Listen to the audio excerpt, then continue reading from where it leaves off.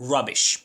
Complete, utter rubbish. What a stupid way to end the season. Not only was the race as boring as humanly and technologically possible, but Liberty and the FIA also presented this monstrosity as the new official Formula 1 logo. Anyway, I'm Chip from the Digital Grandstand, and for the final time this year, welcome everyone to the Beyond the Finish Line report. The F1 2017 Abu Dhabi GP might just go down in history. No, really. Hear me out. I think it is the only Grand Prix where the press conferences were so much more interesting than the action on track. Seriously, have you seen these? They were positively amazing. It seemed like everyone involved was cut loose and allowed to showcase their personality, which is usually something only Ricciardo can master. The action on track, however, well, there is this word, dull. But I think this is too kind. Eating mashed potatoes is dull. Writing your shopping list is dull, or watching this video. On track, in Abu Dhabi, the dullness was turned all the way up to 11. Okay, maybe not in quali, but overall it was poor. Despite some encouraging pace on Friday by the Ferraris, it would still be Mercedes leading the way throughout the weekend. I wasn't expecting by any means a thriller like in Brazil or Belgium, but this GP made Russia look like the greatest ride by comparison. Anyway, on a slightly more positive note, at least the track temperatures during quali spiced things up, from comatose to lethargic. With the sun setting and track temperatures dropping fast, the first runs of Q3 proved to be the fastest. Hamilton had a flawless yet unspectacular lap. Bottas's lap, however, was excellent. Advantage Valtteri. With their car characteristic of not being able to bring tires up to temperature right away, Ferrari weren't really in contention for pole. P3 for Vettel was expected, but a not so great couple of laps by Kimi allowed Ricciardo on his final run nonetheless to snatch P4.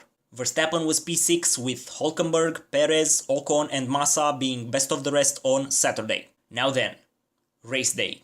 Lights out and Bottas makes an almost perfect getaway, eager not to repeat his mistake from Brazil.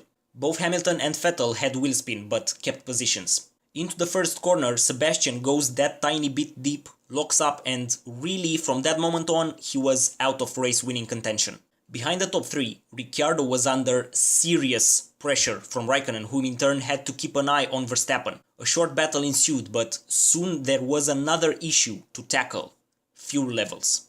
Yas Marina is a circuit that eats up fuel. Fairly understandable considering what the United Arab Emirates are known for these days. So yes, even though every fuel tank was filled to the brim, some management was required.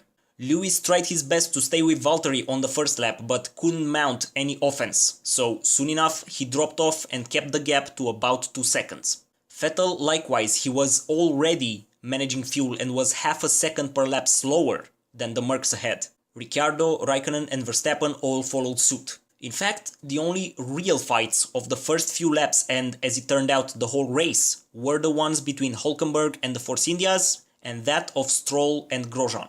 Hülkenberg had an appalling start and was soon passed by both Pink Panthers. Not one to give up so easily and possibly not giving a damn at all, he ran wide at turn 1 and Dolly got back to P7.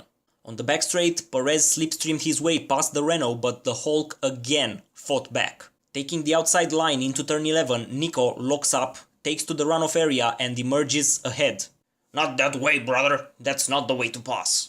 Having sorry for the Hulk impression, having failed to give the position back, he was soon handed a 5 seconds time penalty for his rallying excursions. Meanwhile, a little bit further behind, Stroll and Grosjean were passing and repassing each other like they were fighting for the championship, not for the P13 spot. It was a fun little scrap, one that might just help Lance's racing abilities, but not much else to shout about here. The final noteworthy moment had Stoffel Vandoorne and Felipe Massa as protagonists at the start. Dueling fiercely into turn 2, the McLaren rubbed against the Williams, damaging his side pods and floor. Stoffel lost a huge amount of downforce just there, and this showed in his resultant pace afterwards. As the sun dropped below the horizon by lap 17, the race settled down, with everyone looking forward to the pit stop window. Lap 19 and Ricciardo feels a slight vibration at the front of the car. Fearing a slow puncture, he elects to pit, with Vettel following him in 1 lap later. On his outlap, however, Daniel brushes the barriers with his left rear tire and a few corners later he stops with a hydraulic failure.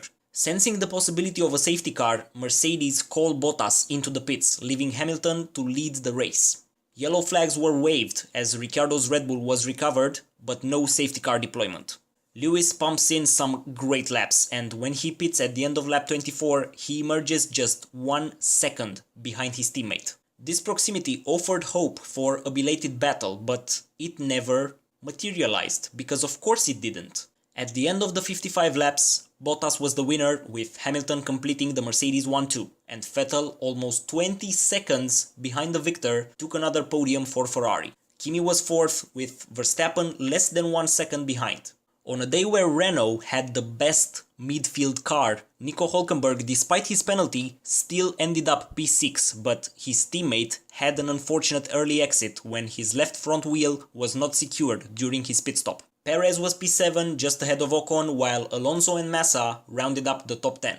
So yeah, I think this might just be the worst Grand Prix of 2017. My driver of the weekend, I don't know, Valtteri Bottas, simply because he managed to stay awake and take pole, race victory and fastest lap of the race. Finally, all I can say is thank you, Felipe Massa. You will be missed on race weekends. You really are a relatable individual and genuine guy. And F1 needs personalities like you. As for the new F1 logo, well, here it is. Uninspiring, boring, interesting, or good? You let me know in the comments. Thanks so much for watching this final Beyond the Finish Line report for 2017. One final thing, as infuriatingly processional as it was, this Grand Prix gave me an idea for the next video, so please do check it out this Saturday. Other than that, you know the drill. Like and share this video to your F1 buddies. If you're new around here, please do subscribe for more F1 content. I've been Chip from the Digital Grandstand. You can chat to me on Twitter at chip_DGS, and I'll see you soon.